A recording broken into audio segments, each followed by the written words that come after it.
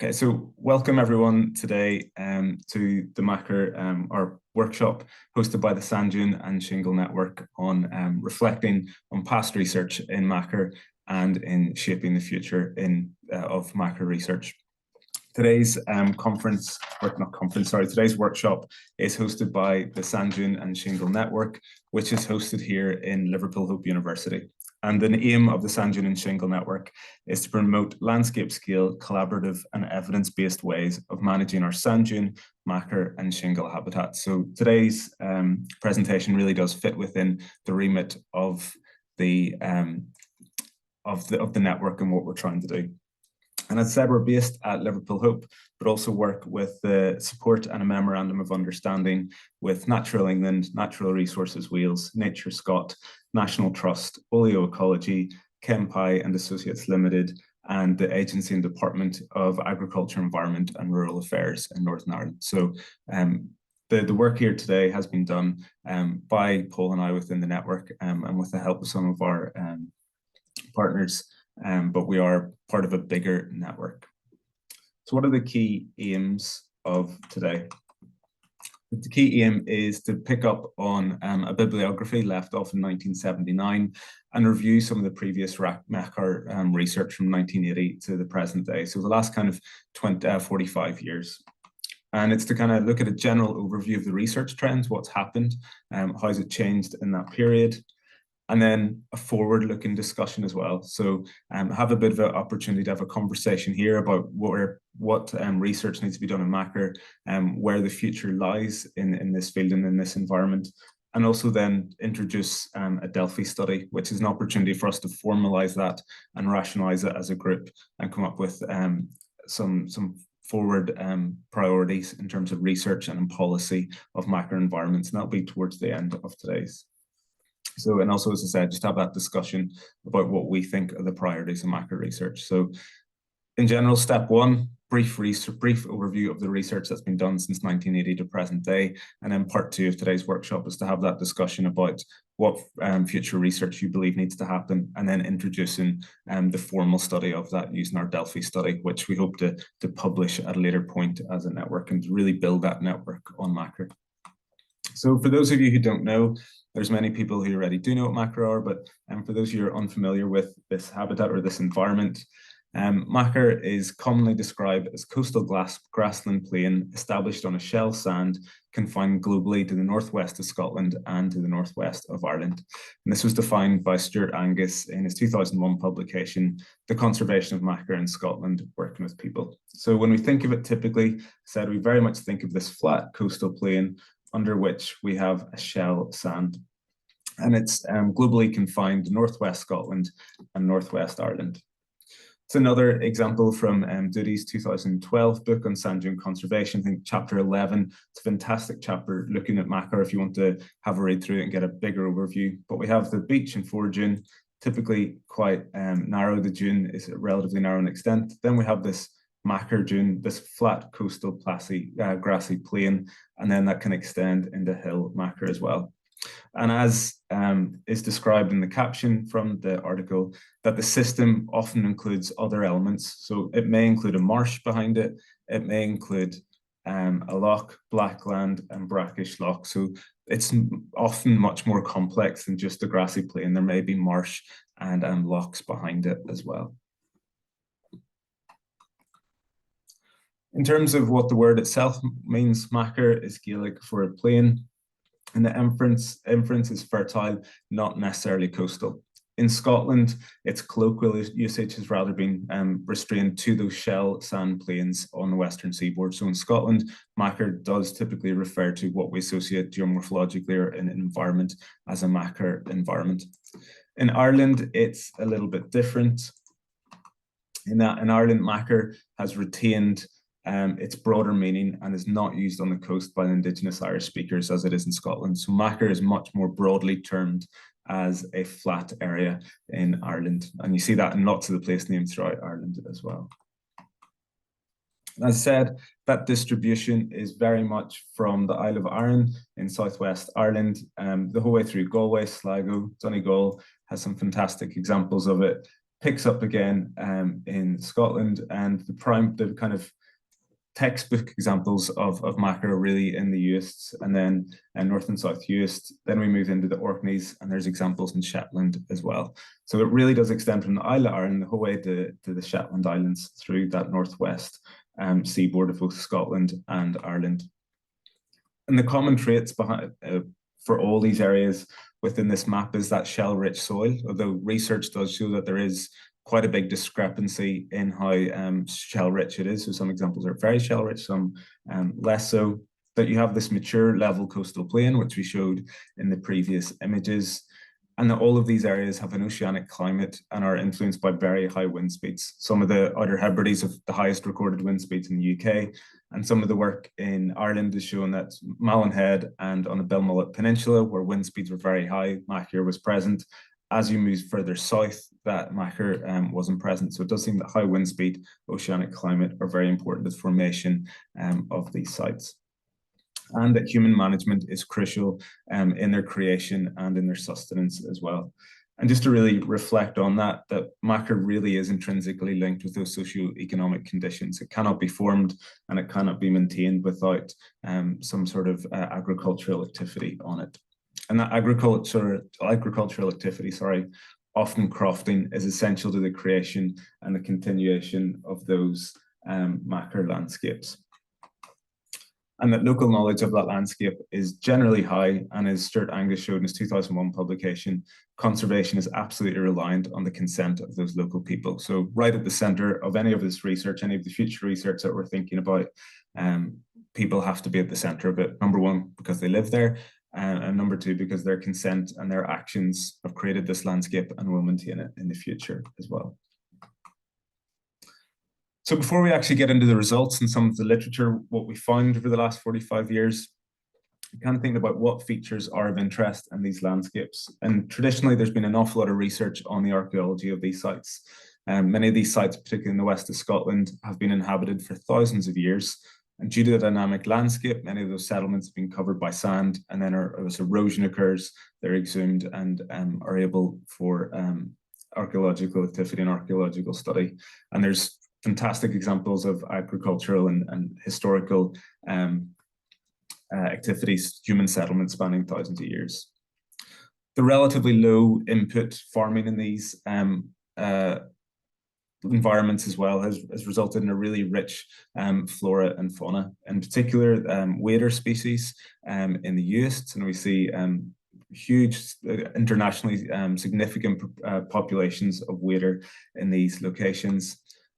As well as insects, and as well as other birds as well, such as twite, corncrake are significant in these populations in these areas, and insects such as the great yellow bumblebee, which you can see there. And also the landscape by itself is of interest and worth studying due to its relatively unique makeup and formation. So we are not the first group, and nor will we be the last, more than likely, to kind of do a review of Machair research. And I know there's several other bibliographies being compiled by academics and by people out there. But in terms of a listed bibliography that was easily accessible to us, it was the bibliography listed after the Machair 3 meeting proceedings. So this was a meeting that was held in 1979, and the proceedings from it were published in 1981. And within this document, right at the end, in the last few pages, it held a bibliography right up to 1979. So that seemed like a good place for me to pick up and kick on and kind of do a bibliography and a bit of a literature review of the research on Machair environments since 1980 to the present day. So the literature included in this study spans from 1980 to 2024. In terms of methodology, it was relatively simple. Began from 1980, after Machair 3. The first step was just to start using Google Scholar and searching keywords. Machair would be an obvious one, Hebrides, South Uist and Uist. And after talking to a few people and talking to Stuart Angus in particular, searching outside the box a little bit, as more and more Machair research is being frequently or less obviously badged as in a Machair environment. So having to search a bit broader. And that led us to, in particular, after I'd read, synthesized and categorized each article, it was examining the examining the references at the end of each article for potential leads to additional research about macroenvironment. So it's kind of a bit of a cyclical process, and this is still kind of the preliminary results. We're up to around 101, 102 pieces of literature that we've read, synthesized, and categorized. However, there's still about 30 articles that I still have to go through all of the references and see if there are some more. So no doubt this is not quite a finished product yet. There will be a few more references to find and a few more sources of literature to include as well. So some of the caveats of this review data and why it might be, why you mightn't recognize some bits of literature, or why you might worry that some haven't been included.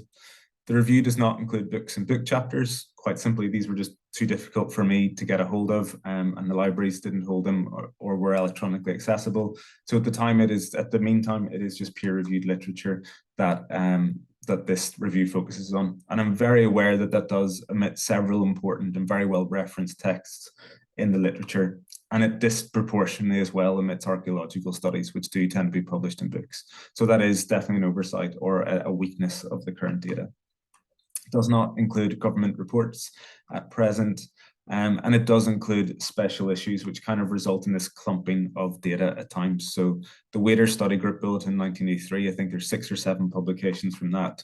Similarly, in the Glasgow Naturalist in 2009, there's quite a few articles associated with the proceedings of Machair Conservation Conference. So we see these clumps in the data as well due to the inclusion of special issues. There's some special issues that I haven't been able to get a hold of as well, such as the proceedings from Machair 4 are mostly unavailable apart from one article that I've been able to get my hands on. So far, the analysis is still complete. We've got around 100 articles that have been reviewed, but still 30 that I still have to go through all of their literature, and no doubt some more articles will be shaken out. However, I do think that the trends that we're going to discuss and identify here will still largely hold, though some more detail may be added to it, and we'll get a rounder picture, but I think most of the take-home messages will be very, very similar to the final analysis. So last bit of methodology before I jump into the results. In terms of literature categorization, it's been based on the bibliography of Machair 3. So they grouped it into several groups within that bibliography. They were geology and geomorphology, archaeology, historical descriptions, agriculture and general land use, botany, zoology, and then we added 2 more that weren't present. So it was management and policy and classification. So there were no studies that kind of examined the classification of Machair before that. So we've added those 2 categories and kept the rest. All right, so I'm sure you're very keen to hear me stop talking and we actually get into some results and see what's kind of happened over the last 45 years. So this is the distribution of articles published since 1980. Each of those bins equate to 5 years. So we can see on average, probably about 8 or 9 articles published every 5 years, and approximately 2 articles published every year. We got some obvious clumps around the millennium. So from 2000 onwards, we've got 13, 22, and 18 articles each year, and only 4 in the last 5 years. And I said some of that clumping can be explained by the publishing of special issues. So we've got the Wader Bulletin 1983, which kind of adds 6 studies to this 10. And then the proceedings of the conference, which were published in the Glasgow Naturalist, which kind of not artificially, but inflate that 22 value. So that's a distribution. There's not been a 5-year period without any publications, but it has maybe dropped off in the last 5 years, as we can see. As we can see, approximately 92, probably a little bit more of the research has been conducted in Scotland, and that makes sense because Scotland contains 2/3 of the world's Machair, and also probably some of those prime examples in UIST as well. So 92% of the research has been in Scotland, 7% in Ireland, or 7 studies in Ireland rather, and there's been 1 in New Zealand as well, which some of you may be familiar with, where they take an area that looks very, very similar to Machair and compare it to a Machair environment to see if it could be classified as one.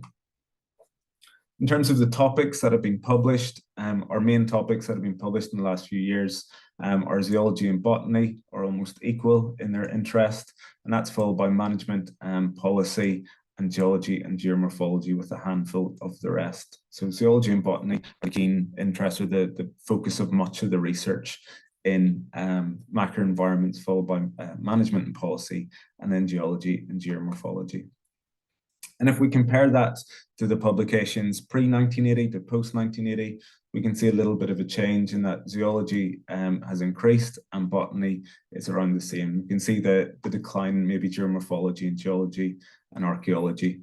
However, the massive caveat with that orange data, the blue data, the pre-1980, in that it spans from 1700 to 1980 and also includes government reports and book chapters. So that blue data is the Machair 3 bibliography, so it's not quite equivalent to what we recorded, but it still gives you an overview of how research interests have changed in that period. So exploring the trends in Machair research since 1980, what's happened, what have been the key trends that's happened over time. We're going to examine 4 of them and then look at the general changes in trend over time. So we're going to look at management policy, zoology, botany, and geology and geomorphology.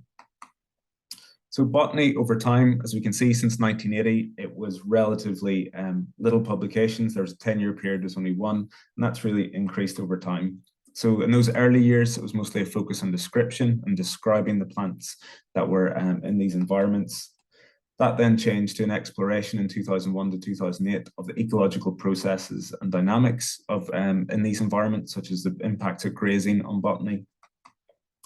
And then we saw the advancement in use of more advanced techniques, such as the integration of functional ecology and biodiversity, and the application of these global changes to Machair environments. So in 2015, 2017, there are several articles published on the climate change and long-term ecological impacts. And many of these were done by Robin Peckman and that group as well. So we really saw that increase between 2015 and 2019. And then again, 2016 to present day, there's been a focus on scaling and spatial patterns of biodiversity. So we've seen that change from description through to exploration of ecological processes, and then thinking about spatial patterns and putting it in a global context as well in terms of climate change and sea level rise. Zoology is almost the opposite graph in that we've got a real kind of peak in research with the Waders study group bulletin. I think there was a US or a Hebrides special in 1981, so 1983, sorry. So we see that real boom of Wader research in the 1980s. And then with the introduction of hedgehogs to the US and to the other Hebrides, we started to see research that followed that pattern. So as the hedgehogs were introduced as a means of reducing garden pests or controlling garden pests, they spread into the Machair environment and then predated on the eggs of the waders. And there's quite a lot of research between 2000 and 2007 following that and studying that change over time. As time progressed in 2009, 2017, we moved towards broader ecological and conservation themes. However, many specific species have been studied within those 27 or 25 articles. Corncrakes are quite frequently studied, with Machair environments being some of the last bastions for that species in the United Kingdom and Ireland. Buntings, twite, mites, and great yellow bumblebee. So we see a real combination of both insects and birds being studied in these Machair environments. However, it must be highlighted that there's a growing recognition of the interconnectedness of species with the Machair ecosystem, and more so that focus on a need for integrated conservation species. And that's probably reflected in science and ecology more globally and widely, that we can't just think about a single species, that we need to think this as an integrated and holistic ecosystem that needs to be conserved. So in our penultimate one in management and policy, 1997, it was singular articles on agriculture and erosional issues. And then it was really with Stuart Angus's 2001 article that we saw this real focus and switch into conservation planning and really that community involvement. So we see several articles published around between 2000 and 2010 on that topic.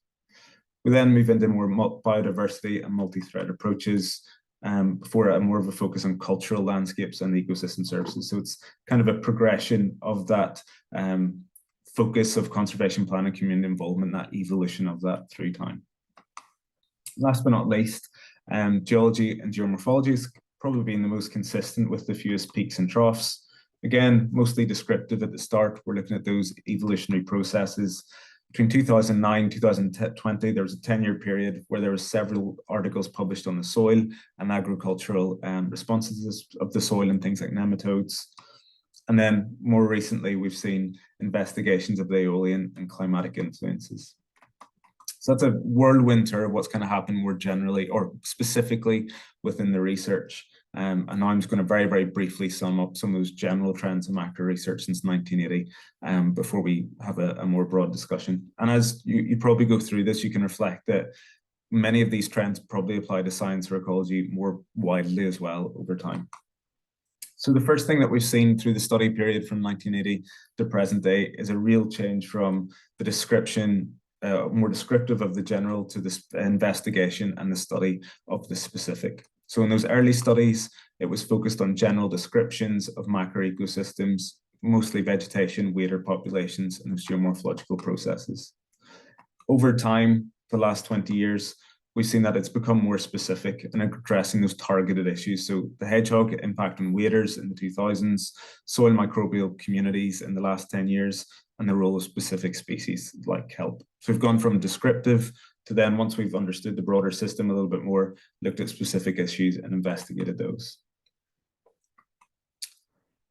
We've also moved from a descriptive approach to more applied research. So that early research, again, was documenting the species and habitats in these macro environments. And that later research became much more interdisciplinary, integrating ecology, archaeology, soil science, and climatology. And so that applied research now really focuses on conservation and land management, bringing in people and how these environments will cope and change as climate change impacts them. There's lots of examples of that. Conservation strategies with crofters, published in 2009, climate change scenarios in 2006, and rapid habitat assessment frameworks in 2018. There's also been an increasing focus on human and cultural dimensions, as we talked about. So since the 2000s, this has really come to the fore and has been integrated kind of across all of the research to a lesser or greater extent. And so originally it was that focus on natural processes with limited attention to human influences. And now we've got that more understanding and appreciation that it is a anthropogenic, to some extent, landscape, and that the role of humans is absolutely intrinsic in these landscapes and the preservation and the conservation, rather, of the species that live within them. As you might expect as well, we've moved towards a shift towards more long-term studies. So as more data has become available, we've moved away from a single season snapshot, for example, and now we've got long-term changes, including those population trends of things like waders in particular. So we've got those long-term wader population changes studies in 1999, 2004, Holocene vegetation changes, and storminess reconstructions. So as our data has improved, we're getting more long-term studies and getting ideas of long-term change. Last 3 points, and then I'll be able to hand over to you all. So the fifth one is that we got that, as it's kind of been highlighted throughout the last 4 or 5 slides, we've had that growing emphasis on conservation and ecosystem services as well. So more so focused at understanding the ecosystem rather than their conservation.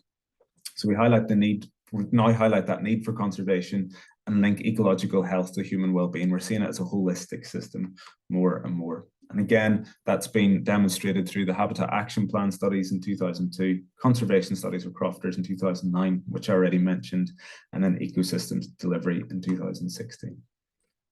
And the penultimate one is that expansion of methodological approaches. So as we've become, or scientific approaches become more sophisticated, we've moved away from observation, as important and still important as they are to just observe and record the landscape and the things that are happening within it. There's now been more advanced techniques being used in the last 20 years, such as biomolecular analysis, isotopic studies, and functional trait analysis as well. And last but not least has been understanding how climate change and global change is impacting these very local landscapes, these specific landscapes. So as you might imagine, in the 1980s, climate change and global change was rarely mentioned, but increasingly we're seeing increased focus on how climate change, storminess, sea level rise, and potentially wetter conditions are impacting these macro environments. So climate change scenarios for macro 2006, resistance to coastal vegetation to climate change in 2015, and those storminess reconstructions in 2016. So just a very, very brief summary of those key trends. So we see that from the general description, much more to the study of that specific phenomena. transition to interdisciplinary and applied research, the inclusion of those cultural and human dimensions in those natural processes, a transition to longer term studies as that data has become available, and a growing emphasis on conservation and ecosystem services. We've seen the use of those more advanced techniques and the impacts of global change on Machair. And as I kind of said at the start of this summary, many of these key trends could be applied to many other fields of science or ecology or anything else as well. So that's a very kind of look back in the rear view mirror, what's happened with Machair environments. And we're very much focused as a network to think about what's next. So this bibliography will be hosted, and the plan is in the next couple of weeks or a month or so to get this polished off and to have a Excel or a spreadsheet document on the Sand Dune and Shingle network, which the community can contribute to. And so PhD students or anyone introducing themselves to Machair research has a somewhat or hopefully up-to-date bibliography to start them off, and they can start to find that literature and get to know what's happened before in terms of research. This current analysis, it will be completed and finished and then published in the Sand Dune and Shingle Network newsletter, the next one, which is in May 2025. So I'll finish off that last bit of analysis, write this up, and then that will be published for posterity there. However, as a network, we're really, really keen to foster future research as well and get people together to brainstorm and think about where future research needs to go to. So we plan to do that informally today with a conversation, but also formally over the next couple of months with a Delphi study. So that is where we send out a questionnaire, or people answer a questionnaire online, experts answer that questionnaire, and then they list their key threats, their research priorities, and their policy needs for those Machair environments. So everybody is given the survey, they complete it. And what's unique about a Delphi study is that then that goes back to the experts who completed it, and they rank those key threats, research priorities, and policy needs. So we end up with a somewhat of a consensus or an idea of what the priorities are going forward. So it's a prioritization of those key threats, research priorities. So that's what will be distributed with everyone who attends here today over the next few weeks. So we'll have our experts who will complete the study. They will then complete that list of key threats and priorities. That will then be sent back to everyone for discussion, and they'll be ranked. Before then, again, we write that up and hopefully publish it in our Sand Dune Shingle Network newsletter at the end of the year in 2025, so December, November time. So the idea is to really foster that community, foster some discussion about the future of Machair, and then point people towards where we think it might be going. So that goal is very much develop that collaborative vision of sustainable management of Machair for future research. And then again, publish that for posterity in the Sand Dune and Shingle newsletter, so it's there for people to read and use as a resource for years to come. And as everyone will have contributed that, contributors will be listed as co-authors within that, but there'll be more description of that process once the survey is published and shared. So with that, I will, I'm very, very aware I've been talking for almost 30 minutes exclusively, so I'll hand over. There's many more people who know much more about Machair here. I'm very, very aware. So I look forward to having a discussion for the next 15, 20 minutes or so. So Paul, I'll hand over to you to take it away for a second. Well, congratulations, Tom. Fantastic group work there. Hope you all found that really interesting to give us a little bit of a snapshot of where we're up to with Machair. So yeah, the floor is now open to the recording's finished. Got the recording stopped. I will. Thank you for reminding me of that. Is